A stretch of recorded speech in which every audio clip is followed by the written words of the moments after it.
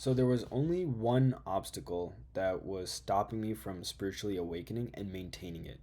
And I kept falling back into old patterns like bad habits, distracting myself, criticizing, condemning, and complaining about my life or doing it to others, which brought so much pain and took me further away from my desired reality. Because the whole purpose of the spiritual game is to get what you want, right? To bend reality, to be happy, to receive and give love from others, right? So I'm just going to go over what was actually the obstacle, which is negative loops, and how I wasn't aware of them, and how to actually awaken. So you can just remove pain and start bending reality, because that's the whole purpose of spirituality, to change your life. And why listen to me? In over the past 5 to 6 years, I've spent so much time and money on spiritual education. I went through silence retreats, lectures, hours and hours of podcasts, books. I have my own mentor and spiritual guru, Guru Pashupati. You can also check him out on YouTube. And since then, I've been able to do these crazy things. I lived in Chicago for a year on the 53rd floor of a penthouse. I've danced for the Detroit Pistons, and I'm now currently living in San Diego, my dream city. Because, like, who doesn't want to be around nature and beaches and mountains? And surfing is really hard, by the way. Since then, I was like, bro, other people can do the same, right? I was able to get rid of my spiritual problems, mental health problems, financial problems, like literally problems on all areas of life, and bend my reality so others can do the same, right? And this is how I've helped war veterans, doctors, entrepreneurs, or just, the average person working in the 9 to 5 who seems to have it all, but they don't really have that deep fulfillment. So if you are in that condition, this is perfect for you, because I'm going to expose the one trick that the devil uses so that we keep forgetting the truth. And it all starts with negative loops. And why do they keep happening? First of all, what even is a negative loop? So, a negative loop is simply two sides of the same coin. So, a common one is being a bully and victim. This is a very common loop that a lot of people are in, and they don't even realize it. See, the problem is not the negative loop itself, but the fact that I wasn't aware of my negative loop, right? So let's say another one is desire. Say desire for results. I wanted my videos to blow up. I want to get more clients to work with. So I would rush.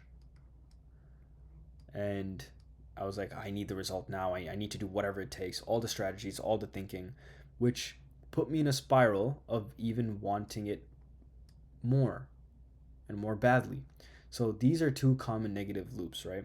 With bully and victim, it's like you're not even aware of it, but you're probably bullying yourself and saying negative statements about yourself, which causes more stress. You can't even make proper decisions, and when you bully someone or yourself, you become the victim.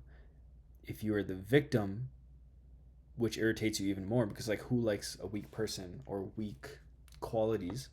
You're going to start bullying the weak qualities and the victim version of yourself even more, and it becomes a never ending cycle. But the truth the truth is, you are not this cycle or that cycle. You're not even a positive cycle. So let's say you're feeling happy, and so you give. You give compliments, you give money, you donate, you just help people, whatever. So this is a positive loop, and because you give, it makes you even more happy, so you give even more. This is a very positive loop, but you are none of these things. You are in fact the space, the vacuum, the empty paper, the canvas in which all these loops are happening. And what are loops? Um, let's do this in blue because that'll make more sense. Blue or loops are basically frequencies. All these can also be viewed as, you're a bully, then you're a victim, you're a bully, you're a victim, you're a bully, you're a victim, or you desire, you rush, you desire. Like, I desired my videos to blow up, so I rushed, and I was happy, so I gave. A happy giving, like it's all the same, right? And these frequencies, all the frequencies in your body equal your aura. And on the path to spiritual awakening, we want the highest, right? God tier, because God has everything, correct? We want the aura that has everything. But to activate that part, you have to realize that what God means is no loops.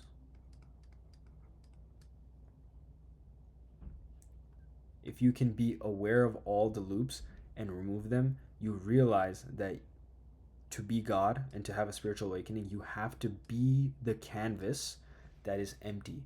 So imagine only a clear canvas. That is what a spiritual awakening is.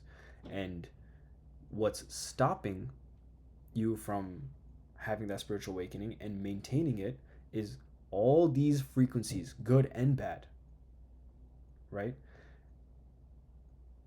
These frequencies are there because of, your past conditioning. So let's say, like, your stories, experiences, your beliefs, likes and dislikes, right? And in deep meditative states, all these disappear because you let go of the mind, you let go of your emotions, and you come in contact with the void, complete stillness. Nothing. You come in contact with nothing because these are something. Even concepts and ideas are something. And so, this universal God tier truth has to be remembered. Right? We're going to go more in depth on how to remember it, but the devil's number one tool, we live in Kali Yuga. Kali wants you to forget that you are the canvas, that you are the emptiness, that you are totality, that you are the space in which frequencies exist, in which reality exists. You are not just the material life. The material life is happening inside you. And you're like this, you are the fabric of time, space, reality. But Kali makes you forget that. He makes you think that, oh, you are these thoughts and emotions and desires and concepts, right?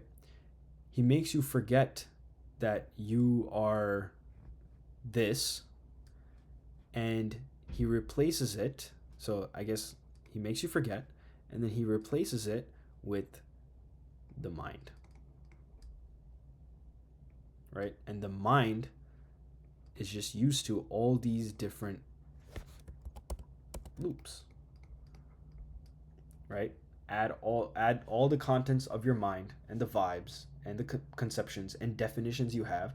That creates all the frequencies that you hold, which creates your aura, right?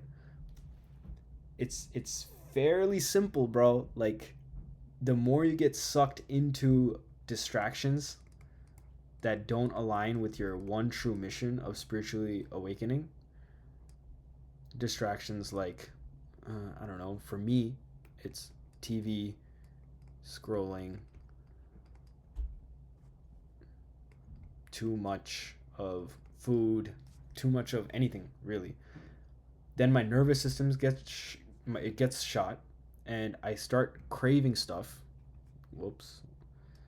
I start craving and forgetting. I crave dopamine. I crave a rush, And I forget that the real peace, the real love, the real God is in the void of nothing.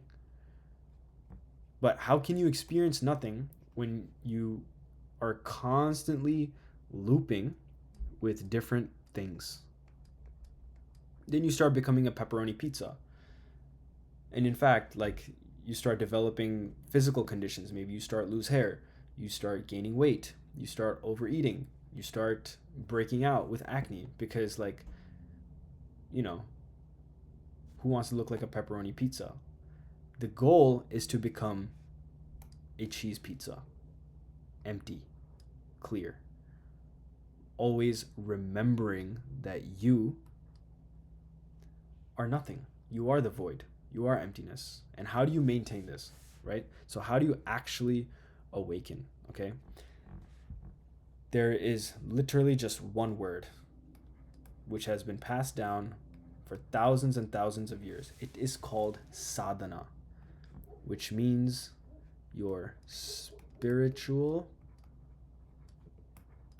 practice.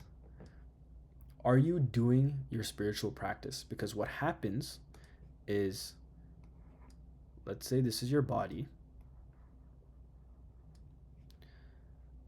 and let's draw two versions, okay?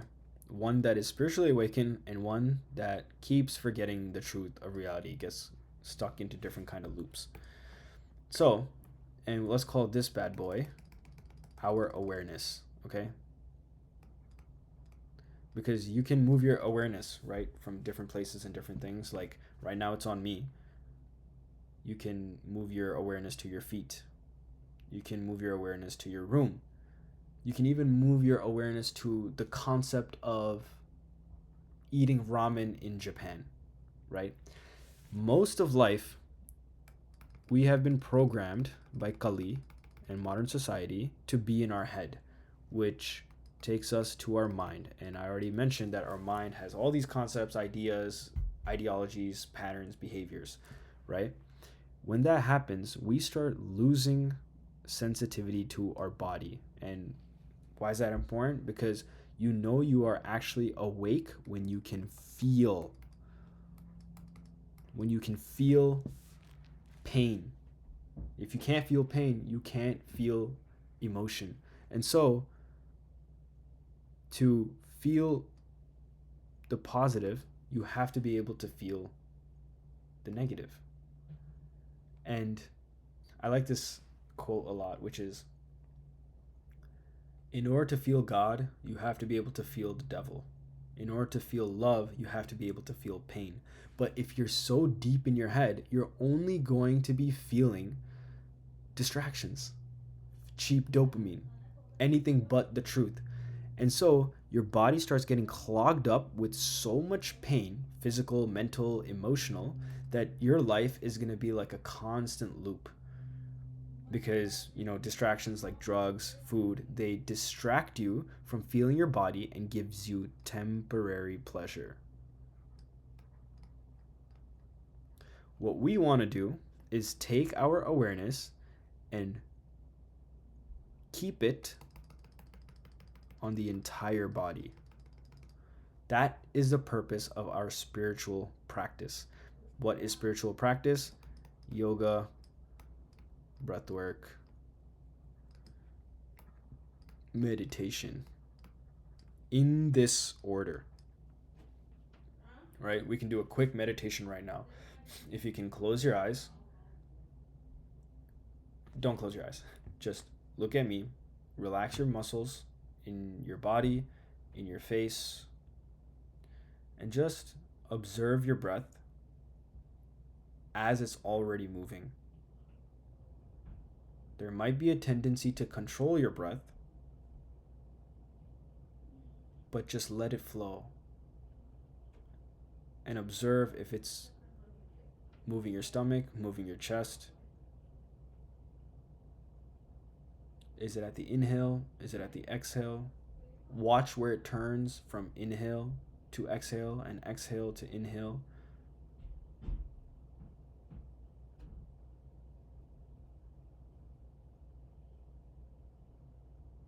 This is called Vipassana.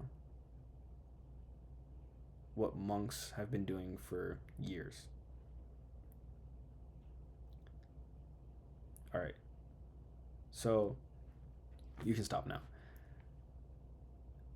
We do yoga, which is extreme action, and we do breath work which revitalizes your nervous system so that we can eventually go to stillness. Okay? It's hard to just meditate, as you tried right now, off the rip. It's easier to get out the jitters, get out excess energy through action, through exercise, through movement. And clearing your nervous system with any tension with breath work, I suggest Wim Hof breathing method. You can look that up on YouTube. And when you sit in stillness, all the loops disappear. I'm not guaranteeing you that it's going to happen every single time, but we want to keep attempting. We want to keep attempting every single day, maybe twice or thrice a day, to surrender all the loops, good and bad, so that we enter the space of nothingness, to enter the void, to enter the blank sheet of paper that has no drawings. Because then, when you come back to reality, you'll be able to feel. You'll be able to feel everything. You'll be able to feel all the emotions in your body. You'll be able to feel the depth of cold water on your face. So I also suggest cold water showers. And because once you're able to feel that level of pain, you'll be able to feel deep love coming from your heart, from other people. You'll be able to hear the nuances in intentions of people and yourself. You'll be able to feel how beautiful nature truly is, the warmth of the sun, the breeze of the wind, and you'll gain an understanding of how abundant nature truly is, right? It literally has everything. We create products and consume because nature provides everything, right? And so the greatest benefit is the ability to feel God and feel truth and feel what is and what isn't. And from there, you'll be able to make the right decisions to manifest your dreams. And because you're so empty, all the right things will just come to you. All the right loops will come to you. All the bad ones will just go away because you're empty. You're free. You have total freedom. And isn't that what awakening means, to have total freedom? So if you've gone this far, you're probably really interested in removing pain and learning how to bend reality. And I've done this for others. And if you want to do the same, use the link in the description, apply, let's hop on a call, and let's see what can work for you. So click the link in the description to apply to work with me, because everyone's spiritual journey is a little different, and we can fast track it so you can just be free, bro, and you can awaken. And I truly think life is worth living like this. And the movement I'm on is to collectively awaken people. And we can only do that by waking one by one. Each individual makes up the collective, right? So always remember, I want to end it with this. Always remember, you are not your loops. You are not the frequencies. You are emptiness. You are the vacuum in which everything takes place. Once you can be there and sustain it, everything comes to you because God has everything, right? Always remember, you are God. Always remember. Not in a cocky way, just that you are the impersonal energy and the quantum field of infinite possibility. That is what you are. Always remember.